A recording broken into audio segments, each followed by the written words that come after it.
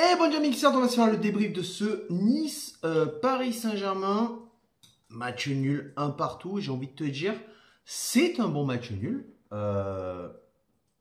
Parce que on a fait quand même, on a eu deux mi-temps complètement différentes. On a eu deux visages complètement différents du PSG. Donc du coup, deux visages complètement différents de l'OGC Nice. Mais qui a tenu et qui a su mettre un point d'honneur sur la défense. Donc, dans ce match, vraiment, Paris met le pied sur le ballon dès le début du match, fait tourner, c'est un petit round d'observation.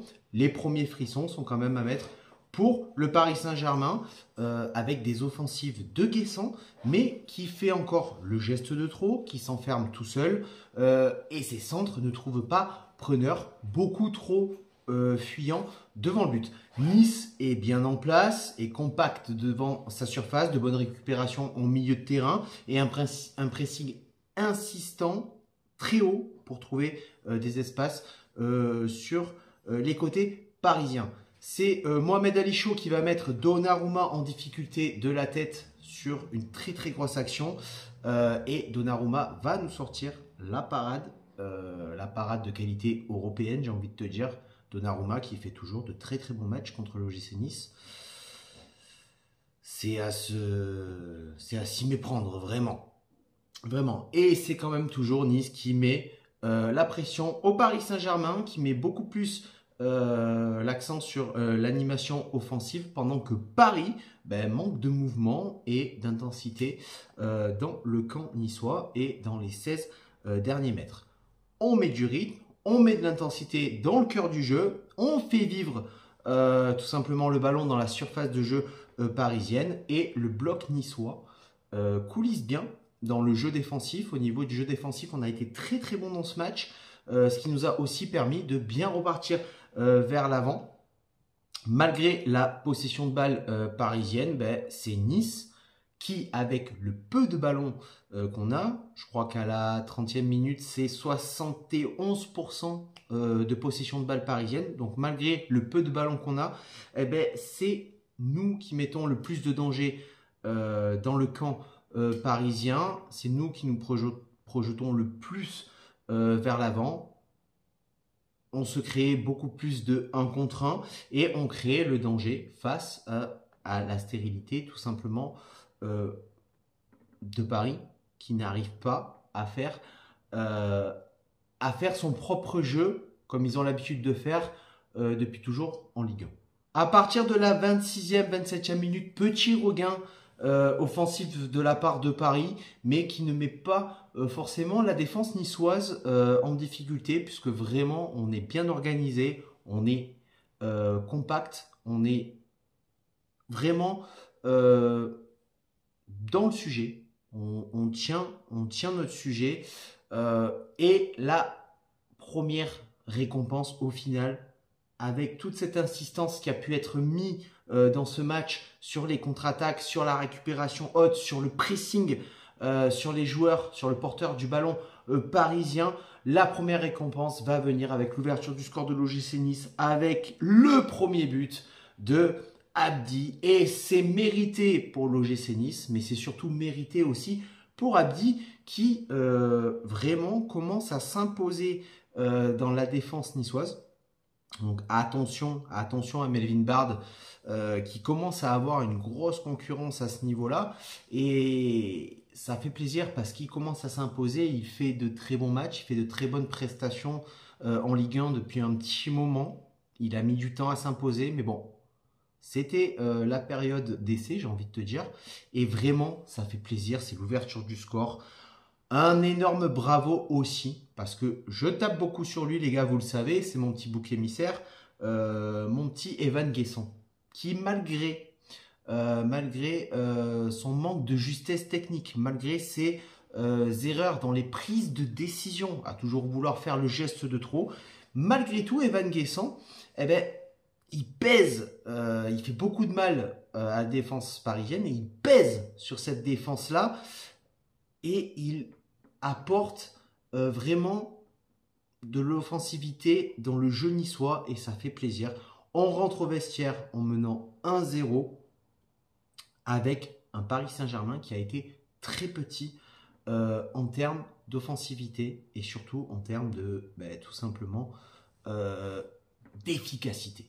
Retour des vestiaires, un Paris Saint-Germain qui est complètement transformé, de la vitesse, des combinaisons, du mouvement, tout ce qu'ils n'avaient pas en fait en première mi-temps, ils nous le mettent en deuxième mi-temps. Donc en gros, en première mi-temps, qu'est-ce qu'ils ont fait? Ils ont dit, oh, les gars, on s'amuse, et en deuxième mi-temps, on va vraiment jouer. En fait, c'est ce que je me dis sur le moment. Offensivement, ça devient percutant. C'est le feu dans la maison niçoise et on est beaucoup trop attentiste dans les 16 derniers mètres. Et ils sont récompensés de leurs efforts, les efforts qu'ils n'avaient pas mis en première mi-temps avec le but de Nuno Mendes qui est complètement libre de tout marquage et qui va pouvoir mettre sa frappe. C'est pas la frappe la plus surpuissante de cette journée de Ligue 1, mais en attendant, elle est bien placée, elle fait mal, et Paris, tout simplement, recolle au score. Malgré tout ça, les gars, j'ai pas grand-chose à dire de négatif dans ce match. Malgré la difficulté, malgré que Paris met plus de rythme et plus d'intensité, on reste compact défensivement, on arrive à récupérer de bons ballons, et à partir en contre-attaque, même si ça n'apporte rien concrètement, mais on arrive quand même encore à pousser Paris dans ces derniers retranchements défensivement. On est combatif dans les duels, ça fait plaisir et on ne lâche rien. Et c'est le gym, tout simplement, c'est le gym que j'aime voir, que j'aimerais voir plus souvent et surtout dans les matchs à notre portée. Dans les matchs où on joue des équipes beaucoup plus modestes, tout simplement ne pas choisir nos matchs en fait. C'est ça, parce que souvent, tu joues Paris, tu joues Marseille, tu joues Lille, tu joues Rennes.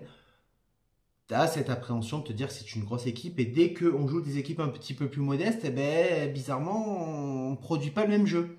Hein, comme si on se mettait au niveau de l'équipe contre qui on joue. Donc c'est un petit peu compliqué, mais c'est le gym que j'aime voir. Vraiment, sur ça, c'est impressionnant. Boga qui a fait un très bon match, mais par contre, frérot, à un moment donné, frappe au but parce que tu ne peux pas, quand tu as l'occasion de le faire, tu ne peux pas faire encore le geste de trop. Tu ne peux pas faire une Evan Guessant. Ça, c'est pas possible. Je ne peux plus. Mets-moi de la spontanéité dans ton jeu. À un moment donné, ça va payer. Hein, ça peut rebondir, ça peut. Une frappe de loin, c'est jamais pour rien. Tu le fais, ça peut toujours apporter quelque chose. Donc, fais-le. Marcin, face à son ancien club, encore une fois, il reste vigilant, il fait le job. Sur tous les ballons, il est là. Mis à part sur le but, il ne peut absolument rien faire. Mais il a fait un très bon match. Et d'ailleurs, il va prolonger, les gars, puisque sa revalorisation salariale a été prise enfin en compte. Donc, ne pas refaire les mêmes erreurs qu'avec un dénommé Walter Benitez. Parce que oui, Walter Benitez qui est parti libre, je l'ai toujours là, alors qu'on aurait pu le faire prolonger. Sauf que, tu les connais, les pinces, hein, les pinces de Ineos. Je ne voulais pas mettre le paquet dans le salaire de Walter Benitez pour le faire prolonger. Donc voilà, au cours du match, les gars, physiquement, ça devient de plus en plus dur pour les Niçois, mais on tient. On tient défensivement, on ne lâche rien, on va au bout de nos efforts. Le match ne se terminera qu'une fois que l'arbitre aura sifflé la fin du match. Et ça aussi, les gars, il faut le souligner parce que vraiment, habituellement, c'est vrai qu'on a des fois tendance à ne jouer qu'une seule mi-temps, à jouer qu'une partie du match. Là, sur la première mi-temps, on a été présent. Sur la deuxième mi-temps, ça a été plus difficile, mais on a été présent, on n'a pas lâché, on a continué à jouer. On a joué le match intégralement pour ma part. Alors oui, on ne gagne pas ce soir. Oui, on a été mis en difficulté, mais on a eu nos temps forts aussi. On a su mettre Paris en difficulté plusieurs fois. Et le match nul, c'est un très bon résultat. Et c'est surtout, pour moi, pour ma part, mérité sur l'ensemble du match. Alors, on va revenir aussi sur cette petite action en fin de match, un petit peu avant, je crois, le temps additionnel. Cette faute de Abdi. dans la surface de réparation qui aurait pu avoir pénalty.